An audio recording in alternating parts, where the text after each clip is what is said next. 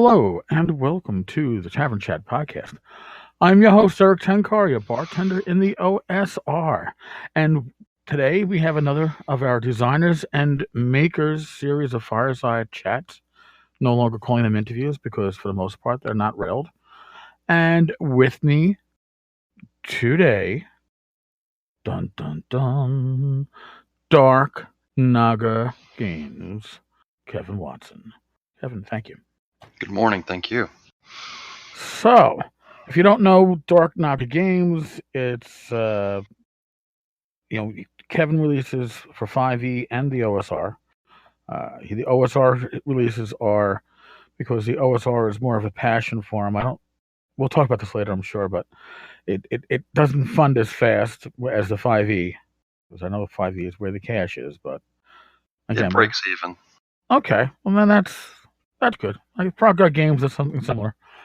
Kevin, I'm gonna ask you 5 questions, and after we ask these 5 questions that I run past everybody, I'm gonna open us up to a hex crawl pretty much and see where the conversation goes. Cool. If you are ready, yeah, we shall begin. All right, tell us about your first RPG experience.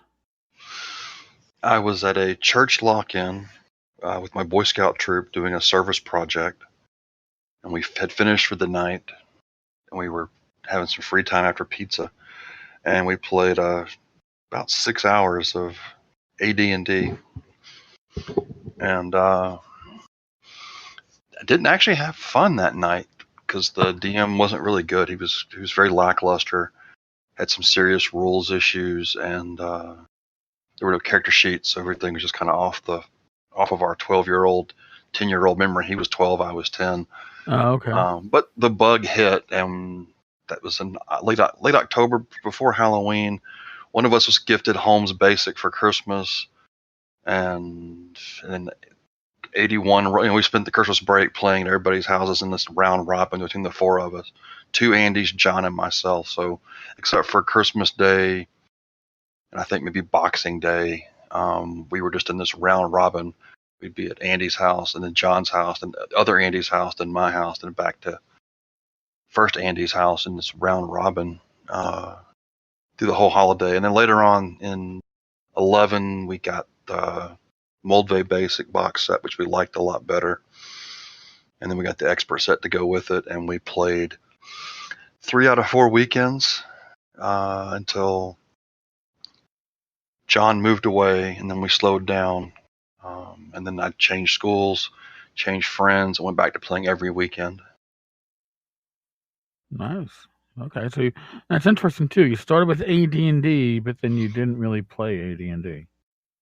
And I really never did from that point forward. I used AD&D character creation and in character advancement, right? But I've always used the basic rules. It just never really dawned on me. I never used segments. I never used a lot of the AD&D flowchart of a combat round. I've always used more of a basic rule set type of rule adjudication at the table. It just didn't dawn on me for several years that I really wasn't playing AD&D. I was just using its character creation and advancement because we liked those complex characters, but we liked a real simple rule set. Well, I think that back in the early and mid 80s, when you had the basic rules out there and the AD&D precision rules out there, I never played basic back in the day. I owned the rules only because I found them in a discount store. But I played AD&D, and the first things we got rid of was after trying it, it's like, all right, we dropped segments. Didn't even realize we were dropping them. We just suddenly, they went to the side, and weapon versus AC adjustments were quickly forgotten, and the weird initiative thing with weapon speed was never figured out. So yeah, I think a lot of people didn't play AD&D by the books, and I've heard a lot of stories about people combining basic and advanced in as a single game, picking what they liked from each one. So that's nothing new. Back in the 80s, it was always, that version is basic. It's for basic people. We play AD&D. We're better than you.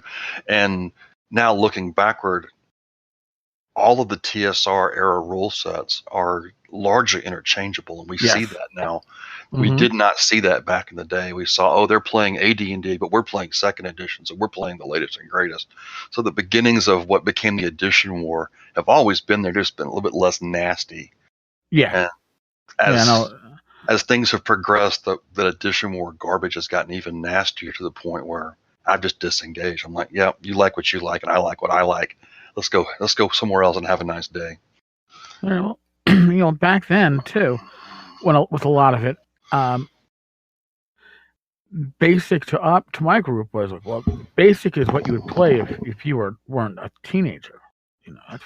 That's for our younger brothers and sisters to play because it's simpler. But we were taking the complexity out of AD&D anyway, so I don't know how much that really would apply if you thought about it.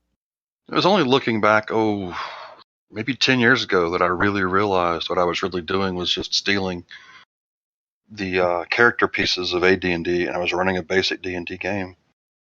It never really dawned on me until I looked backward, maybe 6 or 7 years ago. And I was like, wow, that's really what I've been doing all this time. I just never really gave it a name. Well, I think that's why you have, it's all the popularity of like Labyrinth Lord Advanced Edition and Swords and Wizardry Complete, because there are the engine it's built on is not the AD&D engine, but it's white box or it's basic, but with the classes from Advanced tacked on, which is how a lot of people played back then. Right. Yeah, so I think that's why they are two of the more popular clones. Now, that being said, what is your go-to RPG system and why? If I'm playtesting, of course, 5e, because that's what I write first. But Rules Compendium is my go-to system. Yeah. Okay. Which is not that different from BECME. I like Moldvay Cook a lot, but for me, BECME, with the little tweaks to make it a continuous system, I liked it a little bit better. And then with Rules Compendium, I didn't have to flip between so many books, so it brought it all into one tome without any huge dramatic changes. There's some inclusions, and of course, they dropped the Immortals portion of the BECME. Right. It really is a very tight book. It's 300 pages, and within it, you've got what AD&D, first, second, third, 3, 5, 4, fifth, all needed 3 books to accomplish. Although, to be fair, 2 books really for 5e accomplishes, because you've got your in that one tome, you've got your player book, your game master's book, and you've got a bestiary. Right. It isn't a huge bestiary, but it is a bestiary. You can use that one tome and run an entire campaign. You're going to want more material, whether you create it or buy it or borrow it, but you don't need any additional rule books. Whereas with every edition, except for 5th, you need that DMG for running behind the screen. 5th edition's DMG, as I'm sure you're well aware, is more of a planning book and less of a at-the-table book. But you still need that monster manual. But it's no thicker than any of the other players' handbooks, but it's a complete game in that one tome, which I was happy to see 5e move back in that direction and bring all the rules into one book, because I hate having to have 7, 8, 9 books behind the screen, juggling them, looking for information, having everything in one book. To be perfectly honest, and to stoke the fires of those who play Edition Wars, that was the one thing that the second round of 4 you got right, was that little bitty digest rules compendium. Oh, that's right. Yes. Because it had all the rules, but none of the character creation and character advancement, no monsters. It was just all the rules. I carried that and the LFR modules to conventions. That's all I had to carry. I didn't have to carry 19 books because I needed these 5 obscure spells that are each in one in each of these books. I need that one, and I never opened that rule book. It was just always there at the table if anybody had wanted to look up a rule. Right. I never actually looked any rules up. And then of course with the 4E character sheet, which was a very comprehensive sheet, another technical piece of brilliance within that version. Everything you needed to adjudicate the spell or the power was on the card. And then the modules, the stat blocks were comprehensive. Everything that creature could do was in that stat block. You didn't have to refer to any other books to run that creature. Just one of the things, every edition from OD&D to whatever's going to come next from the D&D family has some moments of incredible brilliance and some serious what the fuck moments in them. For OD&D, for example, everything does D6 damage. Daggers are twice as fast. Daggers are more deadly than longswords. Every edition has one of those, why the hell did you do that, Gary, or Mike, or whoever came after, moments in it. But they also had these moments of brilliance. The modularity of 3 and 3X was an incredible tool. You can take and leave what you did and didn't want, and you didn't really break the game too much as long as you managed that power curve. 4th was great for DM prep. It's the beginning of the math that isn't a panacea, but it is a starting point for how to get that encounter balanced for your party, if balance is what you're looking for. If you want to throw it out the window, it tells you how not to throw it out the window the wrong direction. That all started for me with 4th. I didn't see any of the encounter design, math, etc. in 3rd, and the character sheet being that comprehensive, having all the notes right there that you need to adjudicate that power on the card. Those were great achievements, and they made the DM side, DM prep, a lot easier. You didn't have. I remember, seriously, before the spell compendiums came out, 7 or 8 books, including printed out and in a little folder with the little 3 tabs, printed out and then a hole punch and put into those folders with all these spells from Dragon Magazine and from all these other books. Oh God, yeah. A couple of them that I had typed up from modules to try and get them in, not to keep a module with me. So I had a book of spells that I cribbed from all these various sources. Even with the spell compendiums, it was 7 books. They were all digest size, but there were 7 of them. Yeah. 4 for wizards, 3 for priests. Then you had the magic item cyclopedia or whatever they called it. Yeah, you had the 2 small ones. I think it was Encyclopedia Magica, and then later on you had the Encyclopedia Magic, which was again 4 digest-sized tomes.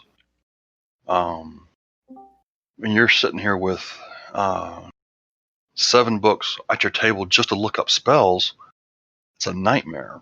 If the version of 5e that I run, everything is in the player is in a published hardback book. I recently switched from it has to be in the player's handbook to be valid. Everything in a published WotC hardback is valid at my table. I'm still not juggling 7 or 8 books. I am using a player's handbook behind the screen because spells are not in the stat block fully. So I'm having to look up spells. But my go-to spells I've got memorized, so I just use my go-to spells and don't worry about it. It leads to less variety at the table most of the time, but it also is it's fast. And fast is what matters. I mean, the hour and a half rounds of combat, hour and a half combats from late 3 and 4 were just unwielding. And, we want to kill the bad guy and get back to having fun again. Well, I think that's part of the, I don't know, I'll just say charm, but it's not really the charm of the OSR, but it's one of the features of the OSR, is that combat moves quicker. But the issue then becomes, especially with players that have come into gaming with later editions, is that they see the lack of feats and skills as a restriction, as opposed to people who have been schooled in the OSR who see that lack as the opportunity to improvise and the opportunity to make your GM think out of the box. And you want to leap off the second floor balcony onto 2 of your adversaries and then throw your dagger into a third. There's no rules for it in the OSR, but we usually find a way to make it, well, not necessarily happen, but give you a chance to have it happen. A shot. Give you a shot. I think part of that is the downside of that DM prep getting lighter is people who don't have a full DM skill set are getting behind the screen. And like I do great running 3, 4, or 5. I'm going to try OSR, and it's just a whole different game. And it's not a complete tool set. It's kind of like installing Windows versus installing Linux. Yeah. You install Linux, you're not done. You still got to do a lot of stuff to get that thing ready to run your flight simulator, for example.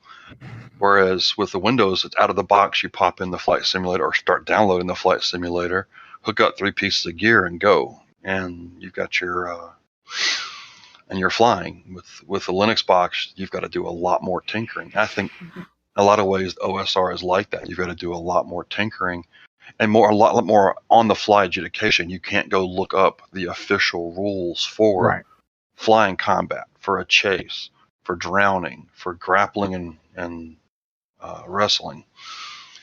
Well, you could in first edition DMG. The system was broken; it didn't work.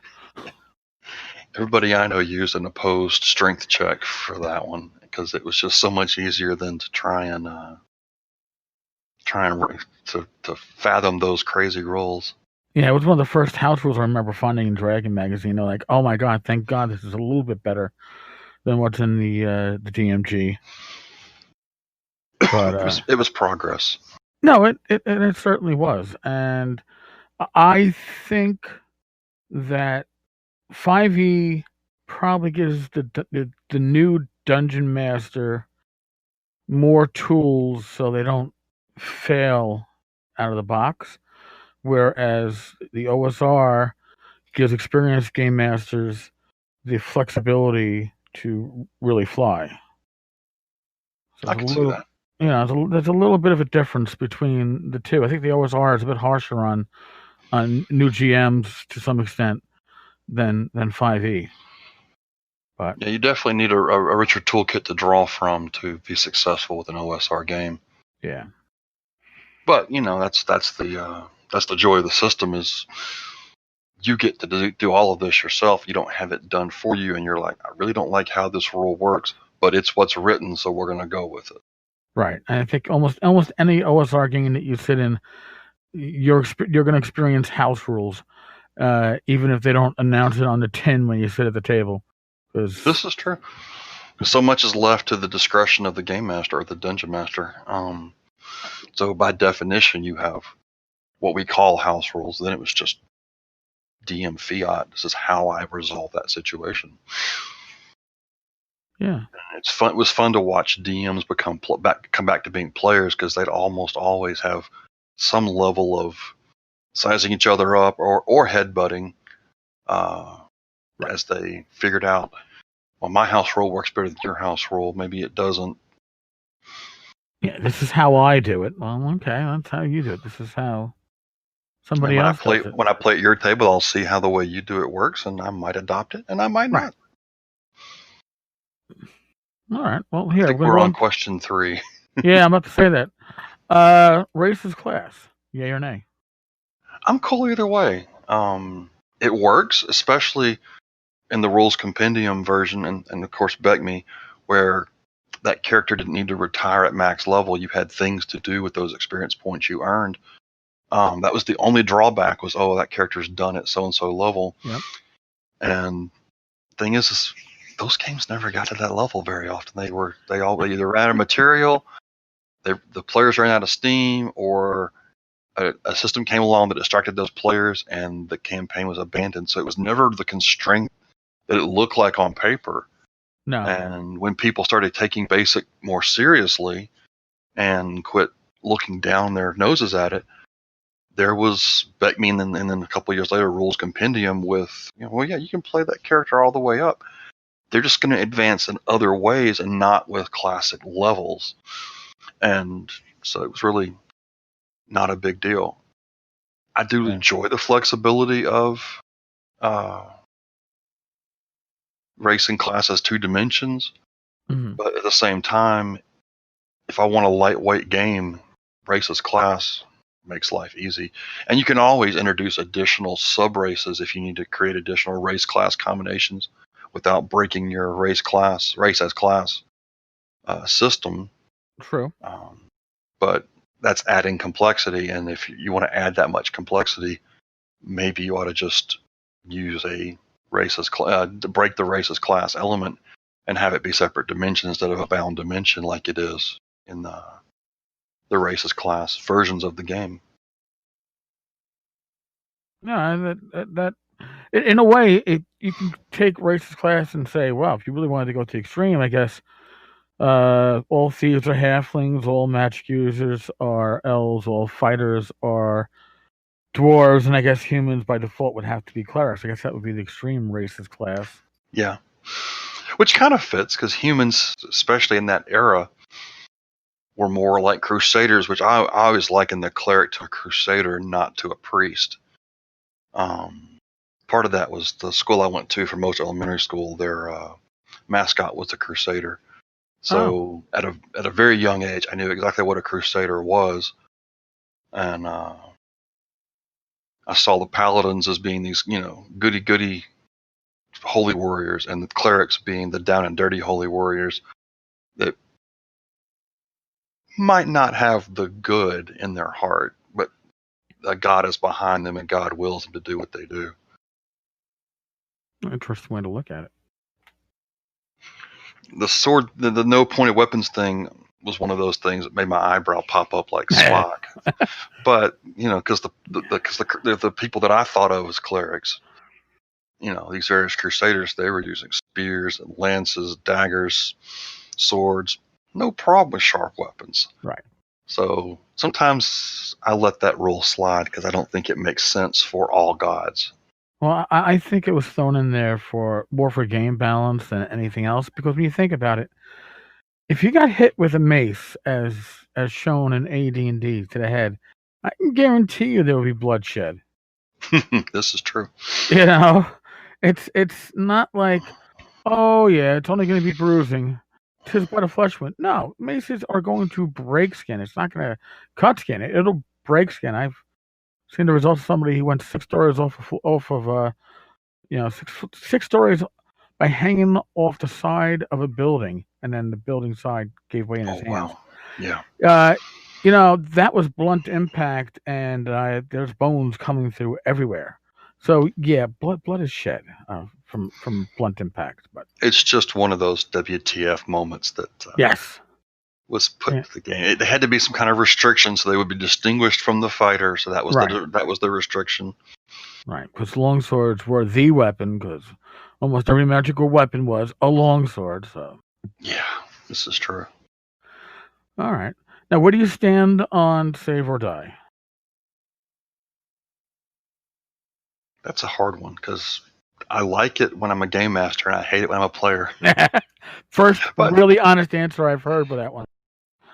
It's it's a mechanic. We're playing in a world that has reincarnation, resurrection, raised dead. So death is expensive. There's a huge death tax, especially if you play with more of the rules as written or the stock rules. But death isn't the end. This is not hardcore mode in some video game where the game will not let you do anything. It's game over. Here's your score. Good luck, and start all over again. With a new character.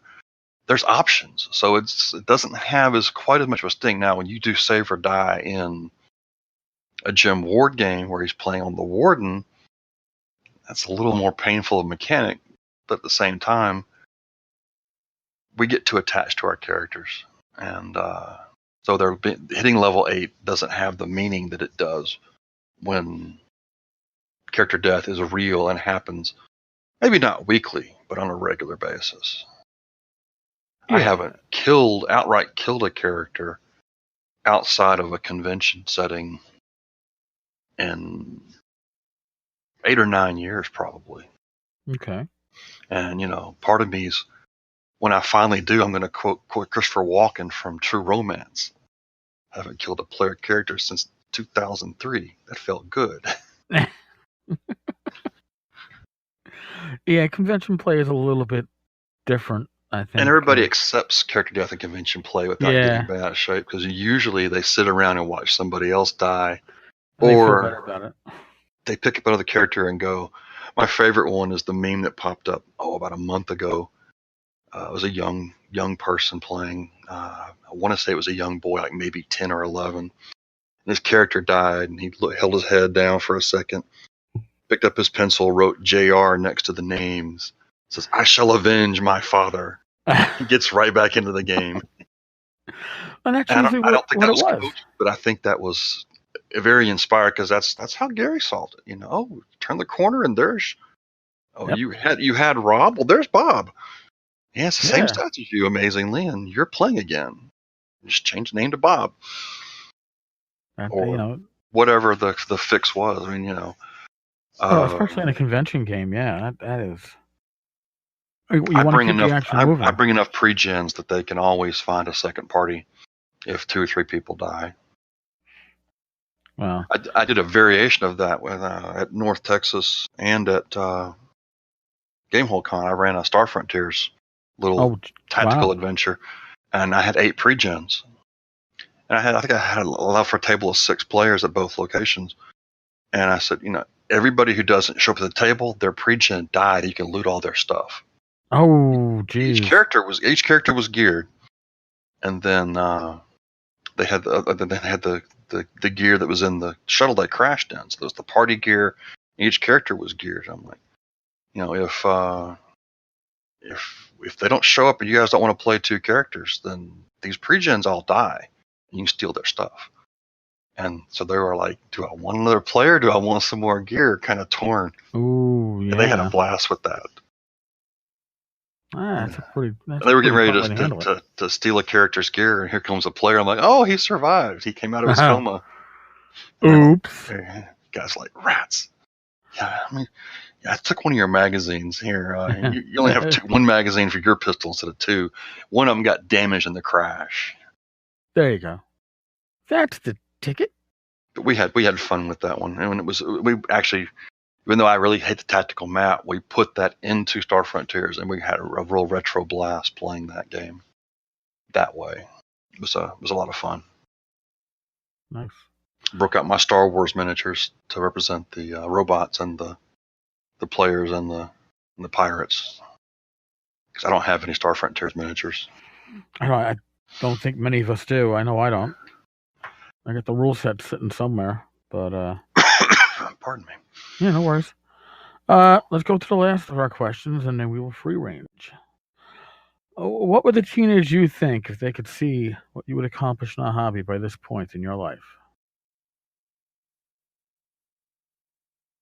Probably get focused and start cracking a lot earlier, and keep more stuff that I threw away.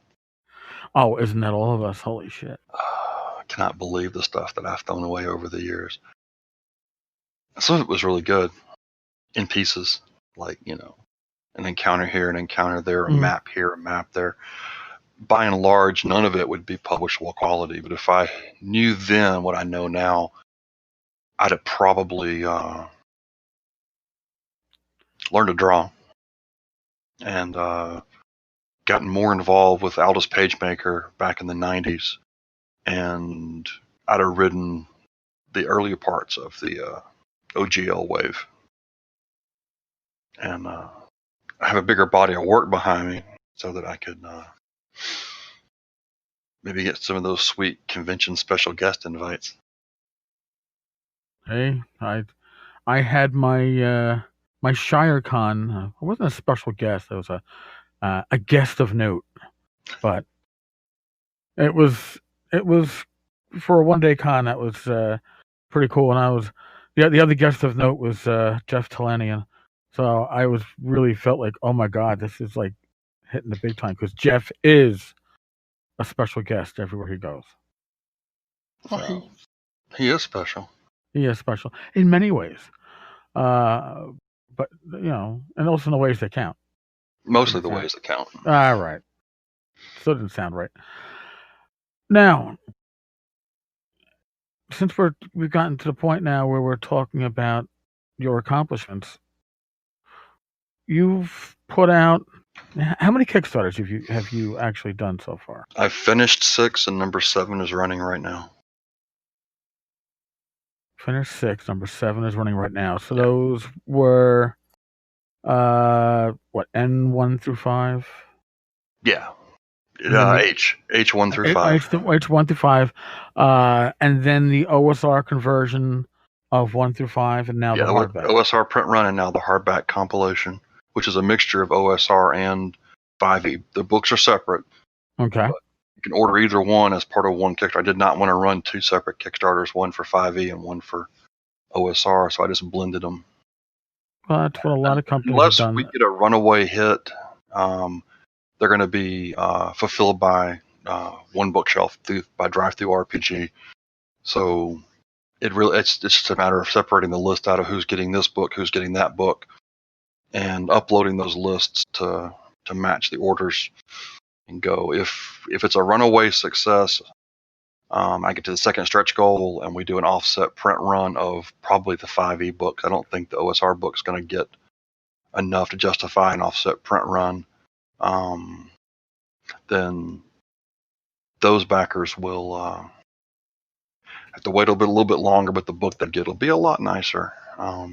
It's a nice upgrade to go from digital, which is gorgeous, to offset print, which is like movie star gorgeous.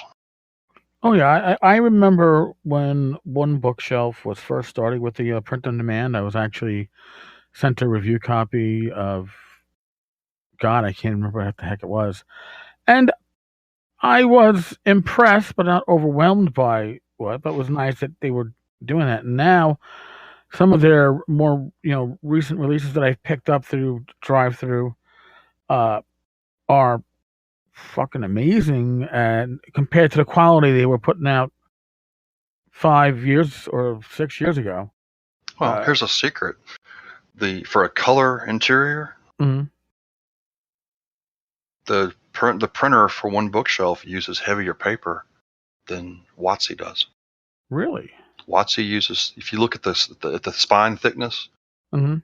and versus the page count, which is your rough measure of page weight. Right.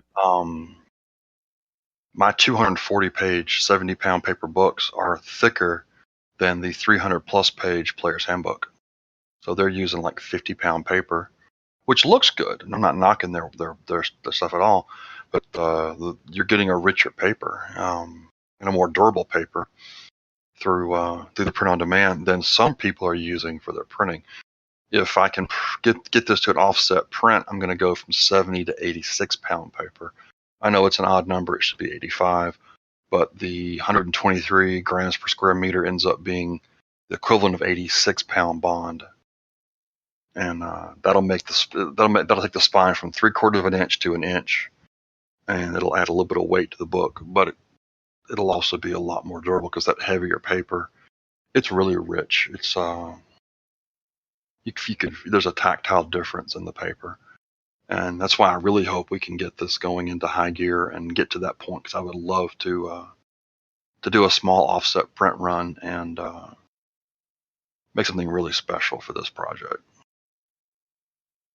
Well, now, having done completed 5 or completed 6 and running with your 7th, I should say, what have your experiences been with Kickstarter?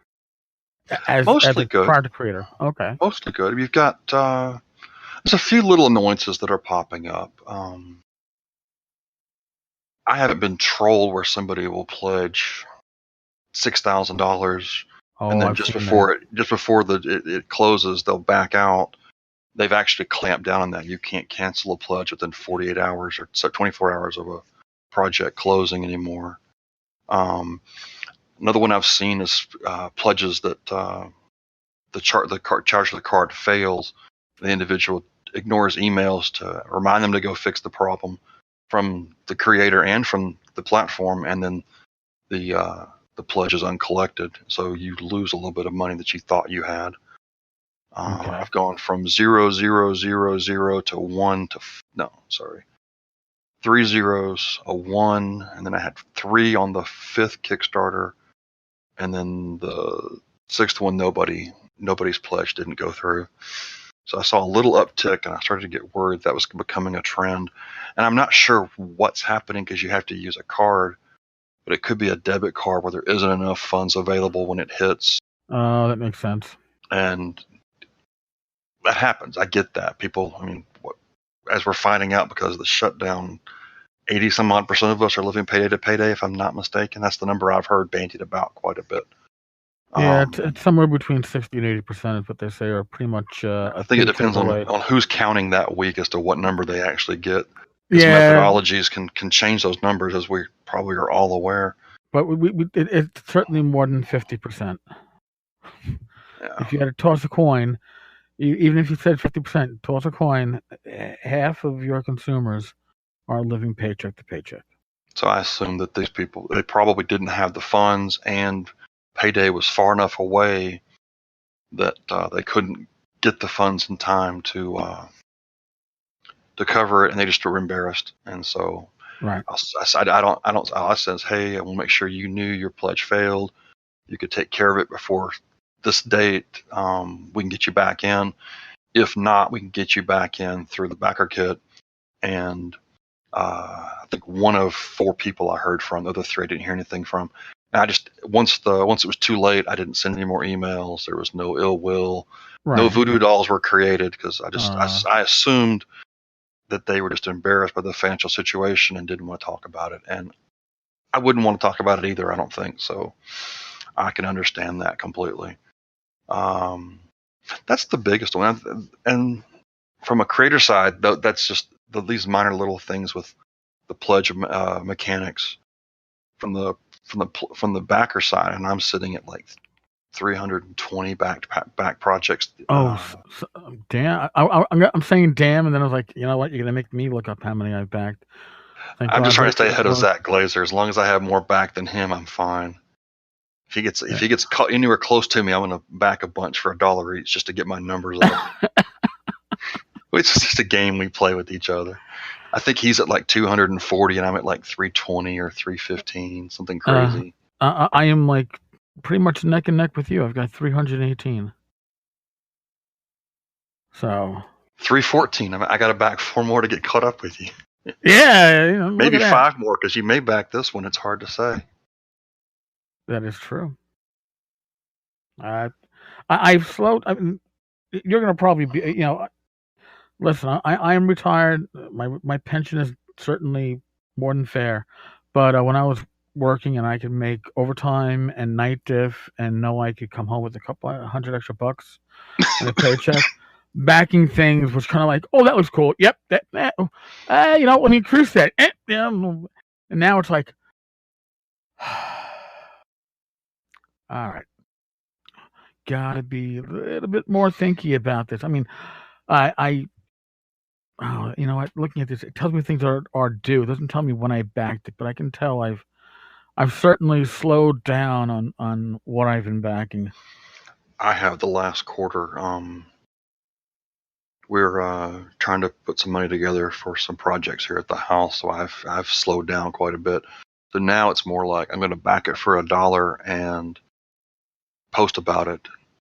And of course, I've got a few followers who will be notified when I back something. And so it's more about I'm going to throw $1 at them to try and help spread the work, because I think it's a worthy project, and less I'm going to back it for $50, because we're pinching pennies for the next 6 months to try and take care of some projects here at the house. So I'm slowing way down too, sadly. Well, like I said, when money wasn't an object, I was like, yeah. And now that it's not a huge object, but still, it comes down to, all right, well, we want to like my son's room, now that he's moved out, I want to turn into Rachel's quiet space, yoga room, exercise room. It's not going to be a huge amount to renovate it, but money's got to be put aside from somewhere. Right. And Kickstarters, by definition, disposable income. The money that's going there definitely could be diverted to other projects. Definitely. I mean, and that is a shame for an admitted Kickstarter addict like myself. I won't even tell you some of the non-gaming things I've backed that I have sitting in a corner of a room where I'm going, yeah, this mini beer keg system that I can only fill up these beer bags at certain locations, and I need to buy. Will I ever set this shit up? The little color wheel for the various types of projects? Yes. Mine's complete. I went to every category and backed at least one project, so I'd have a complete little Trivial Pursuit wheel. Oh, nice. I did not do that. I should have. I just, it's the gamer in me. Ooh, it's an achievement. Let me go knock that bitch out. Achievement unlocked. Do I get a cookie? Be Please. nice if achievements came with cookies instead of just Wouldn't little it? sounds. Yeah. Ding. Yeah, what does a ding do for me? Nothing. Give me a Absolutely cookie. nothing. Well, of course, you give me a cookie these days, and my blood sugar skyrockets. So maybe give me a piece of fruit. Be Yeah. healthier. You see that's when I began. All right. Blood sugar. I could cheat with a cookie, or I could cheat with a beer. Beer. Beer. Yeah. So now, like, my pub lunch is, the first thing I did with my pub lunches was I cut out fries and substituted salad. But now I'm going down and just like it sounds like, yeah, I'm gonna have lunch. Yeah, I'll get the grilled chicken Caesar salad. And it's like, what happened to the bacon cheeseburger? It's like, yeah, no, I'm 51 now. I got to try to eat healthy. Try. You want to live a little longer. Yeah, come on.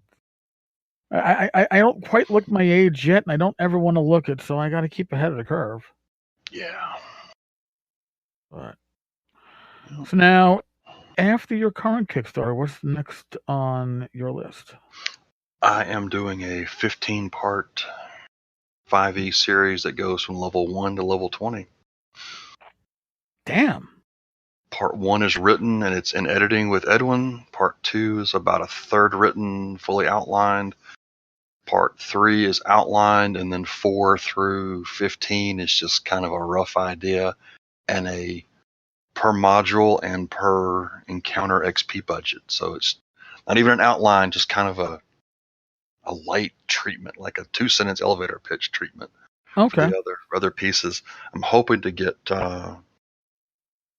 part 2 written by the end of February, so I can have it edited for a July launch. Part 1's going to launch in October.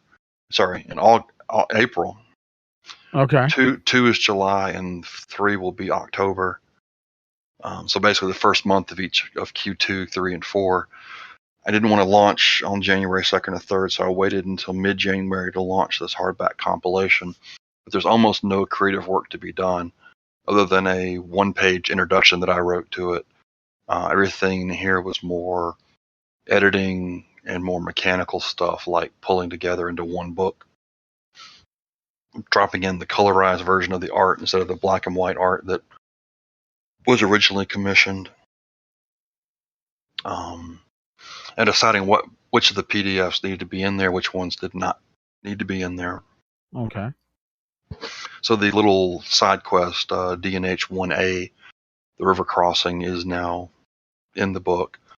And then with D&H 3, I did a complete bestiary because that was one thing that somebody did for the Baldwin Games DMs a couple of years ago when the first all access pass at Gen Con, where you and one game master for 7 4-hour sessions went through one campaign together.